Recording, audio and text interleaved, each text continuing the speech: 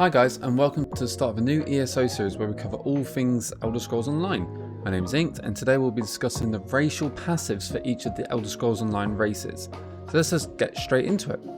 The Bretons are known for their magical prowess, so it's no surprise that their passives are all centered around magic.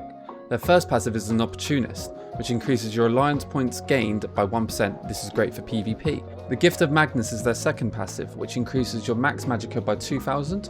Spell Attunement increases your spell resistance by 2310 and adds 130 magicka recovery. Finally, they have a Mastery magicka, which reduces the magical cost of your abilities by 7%. Next up is the Orc. The Orcs are a tough and hearty race. Their first passive, Craftsman, increases crafting inspiration by 10%. Brawny increases max stamina by 1000. Unflinching Rage increases your max health by 1000, and also when you deal damage you heal for 2125 health, but this happens once every 4 seconds, so you gotta be very careful. Great for tanks. Swift Warrior increases your weapon and spell damage by 258, and it also reduces the cost of sprint and increases your movement speed bonus by 10%. The Red Guard are a race of warriors who excel in combat. Their first passive, Wayfarer, increases the duration of eating food by 15 minutes. Great for if you've got high buff stat foods.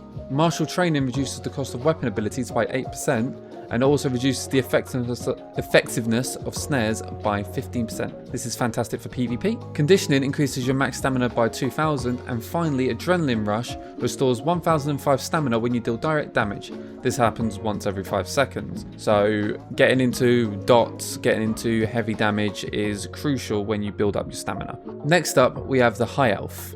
The High Elves are a magical race and their passives reflect this. Their first passive, Highborn, increases XP gained by 1%. Not a lot, but adds up.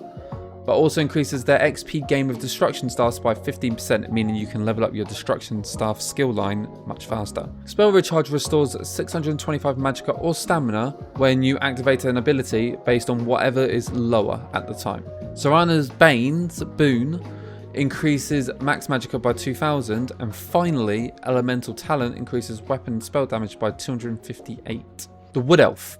The Wood Elves are a race of skilled archers and thieves that live all the way into the lands of Valenwood. Their first passive, Acrobat, decreases full damage by 10% and increases XP gained with bows by 15%. Year 3's Endurance increases your stamina recovery by 258. Resist Affliction increases your max stamina by 2000 and your poison resistance by 2310. And finally, Hunter's Eye increases your stealth detection radius by 3 meters. This also increases your movement speed by 5% and your physical and spell penetration by 950. Just a quick reminder, I have a second channel, Ink Destiny, which we cover all Destiny content. So if you want to go check out Destiny 2 or you enjoy that sort of stuff, go check it out. Right, back to the video. The Khajiit are a race of feline humanoids with a natural talent for thievery and combat. Their first passive, Cut Purse, increases your chance to successfully pickpocket by 5%. This also increases your XP gain with medium armor by 15%, great for DPS builds. Robustness increases your health recovery by 100 and your stamina and magicka recovery by 85. Luna's Blessing increases your max health, magicka and stamina by 915. And finally, Feline Ambush, which increases your crit damage and crit healing by 12%. This also reduces your detection radius in stealth by 3 meters. Next up, we have the Argonian. The Argonian are a reptilian humanoid race with a natural talent for assassination and magic. Their first passive, Amphibian, increases XP gain with Restoration Staffs by 15%, and it also increases their swim speed by 50%. This is great for healers. Their second passive, Life Mender, increases the healing done by 6%, which also adds on to the Restoration Staffs of being great support characters. Resourceful increases the Argonian's max stamina and magicka by 1000, with the added effect of consuming a potion restores 3125 health, magicka and stamina. And their intrinsic Argonian resistance increases their max health by 1000 and their poison and disease resistance by 2310. The Dark Elf are a very secretive and mysterious race. Their passives include Ashlander, which increases XP gain with dual wield by 15% and reduces the damage taken from environmental lava by 50%.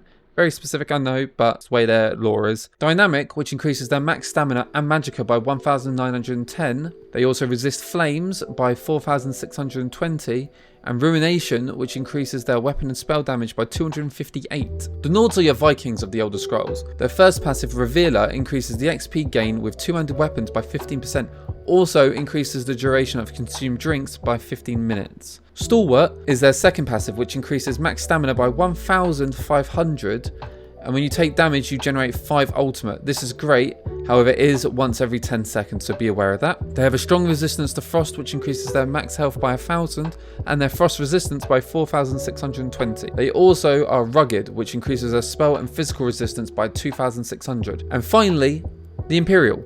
I do not have the race as I do not own the pack for it, however they are strong diplomats, which increase their XP gain with one-handed and shield by 15% and increases their gold gained by 1%. They are also tough, which increases their max health by 2,000. Imperial Metal is their third passive, which increases their max stam by 2,000, and the Red Diamond, which reduces the cost of all abilities by 6%. This is all the races explained. Be sure to check out all the other videos on the channel where we explain classes and everything new when starting. Don't forget to like and subscribe, and I'll see you all soon. Bye.